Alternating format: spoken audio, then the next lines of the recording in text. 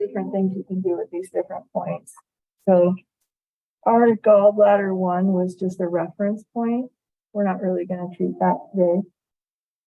But gallbladder 14, and as a reminder, that's just on the outside of where the eye comes together. And it'll actually be in a little divot in the bone there. It's not the point that's way on the outside of the bone. That's a different point.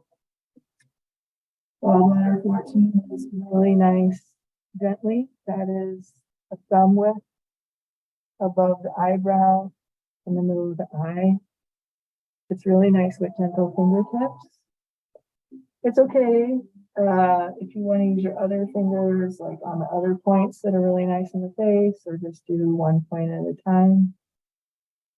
And it might not seem like the person is holding a lot of tension in their face at first, because there's not a lot of muscle right there. But if you're just really gentle at this point, it'll help them relax more and more, whether they have headaches or tension in their face or whatnot. Smaller version of it. Yeah, totally. Now you could also do this one in an MFR way, lifting up towards the top of the head, but I just find this one incredibly relaxing, being still with it. And you can see the person's breath shifting, and you could spend even longer, but again, we're going to kind of go a little bit quick today. Y'all know GB21 already because of the trigger point of the upper traps. So we're going right on top of the traps, halfway between the acromion process and the sinus process. And you can approach this one in different ways, whether the client's face up, face down, or sideways. And you can press downward towards the feet. You can do a pincer grasp. You can do a nice rotation externally of the shoulders with the rest of your hand while you do that. And you could also even just do one side at a time if it's difficult for you to get as much pressure.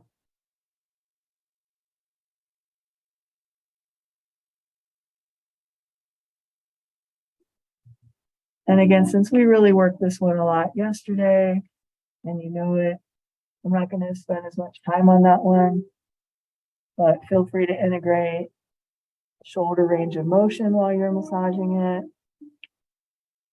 MFR, static hold.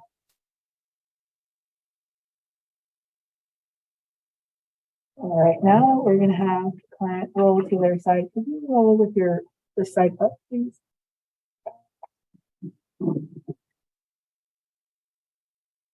Under your, one again under your knee. And nothing under your arm is good. Do you want a pillow? No. Okay. All right. So GB29 is, you're going to find ASIS. Yes, you were right. Facing the other one. Can you get this? You're going to find the ASIS and the part of the greater trochanter that sticks up the most. And of course, people can be ticklish on the ASIS, so use heavy enough pressure that you're not tickling them. And then you're going to go between those two spots. And this one will oftentimes be very tender. So kind of, ease your way in. They might be a lot more sensitive than other areas. And it's quite an obvious depression. So this one, you can use all of your massage tools, right? You can use your forearms, your elbows, your fists, your knuckles. And, I'm going down the meridian with my other hand. So it's on the iliotibial band. And you can even incorporate movement. So I'm going to facilitate a little movement of the hips. I've got the other hand stabilizing on the meridian. I can feel the fascial pull with my other hand. And then I'm going to slow down and sink in.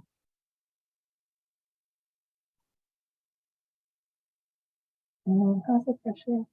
That was like amazing.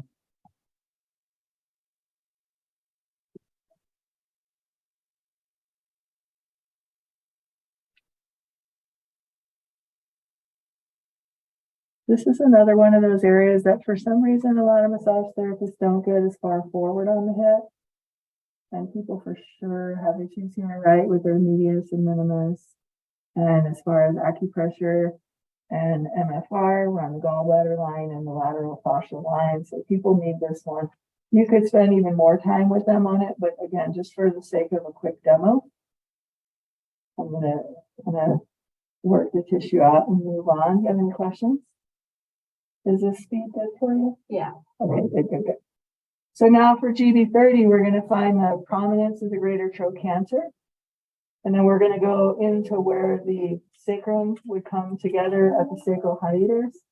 And we're going about a third of the way from there to there. So you're measuring from here, about a third of the way. And there's always a very obvious depression right there.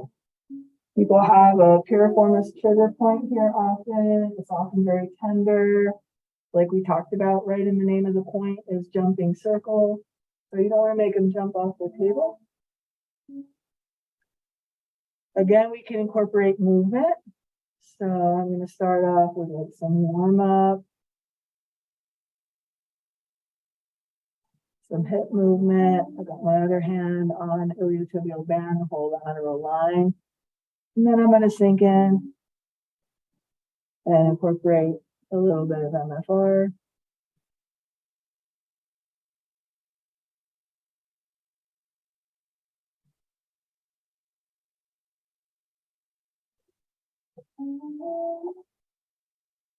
And how's that pressure?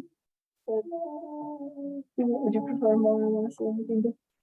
Okay.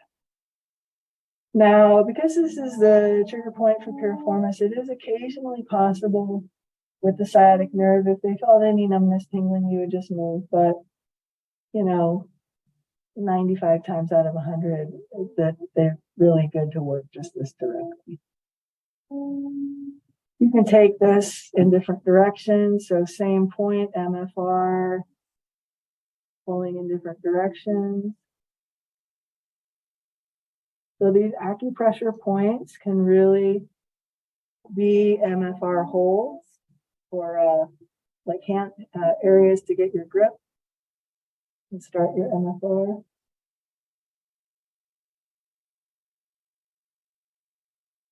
And so forth. Again, I want to keep the demo faster. Work it out. Integrate it. Talk to the other point. Questions? All right. And, for shiatsu, you're often working up and down the whole meridian. So take that whole sideline, careful of the floating ribs. Work your way up and down. So you go between the point work and the meridian work. ASIS is a good handle. If you're not ticklish about it, you open up your fascial lines. Coming down through GB31.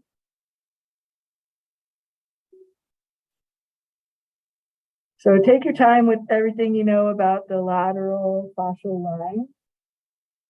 Again, you can go a lot slower than I'm going for the demo, but I want to give you all more time than me. And then GB34. And I'm just going to warm up the meridian a little bit. Warm up the fascia.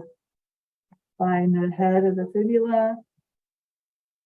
Slippery, bony prominence. I go a thumb width in front of it and below it. And it's very obvious. And then this is meridian continues along the peroneals. So I can continue to work the peroneals. And I can even get some pin and stretch in there. The peroneals are going to evert, so I can invert.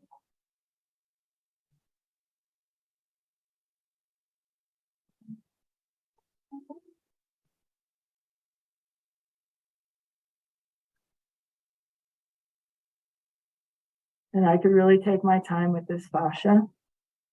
GB39, tip of the lateral malleolus, hand width above it, right in the peroneals. Again, I can use these points together. So I'm going back to GB34, GB39.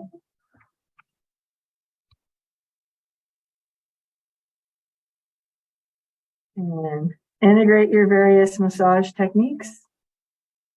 Shiatsu is basically following these meridians with compression. So compress the whole of the channel.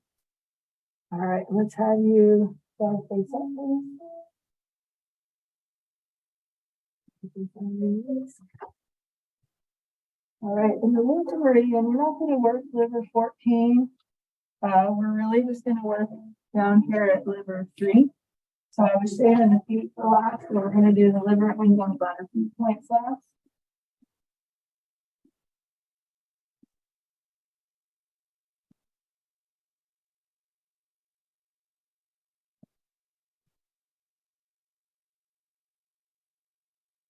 So our gallbladder ends up going down between the 4th and the 5th toes. So we can go in that nice metatarsal space. We can warm it up.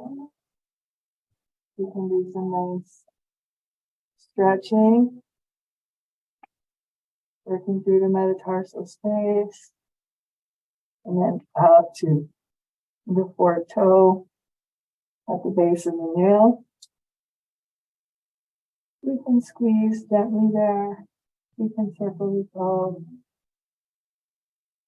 And then our yang gallbladder connects with our yin liver between the 1st and the 2nd toes. We're going to start at the toenail of the 1st toe. So we can, just like with reflexology, you can squeeze the whole, all the toes together like that.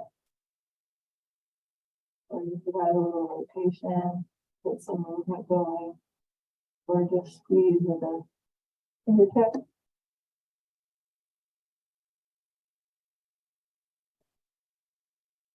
And then we're going to go between the 1st and the 2nd toes, and one of the most famous points in the body is liver 3.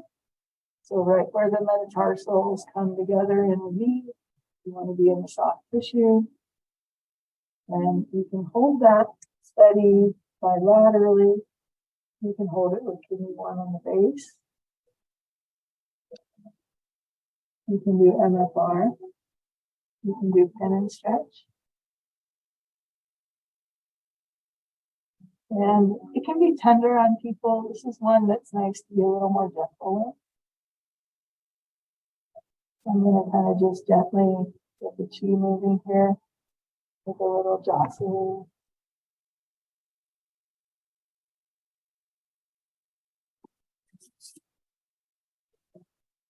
Center of the leg, help the abductors.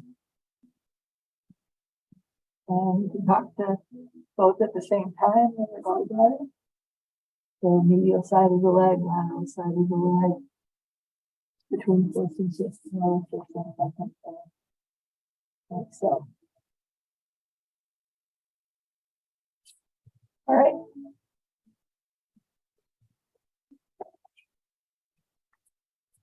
Thanks for the golf clap.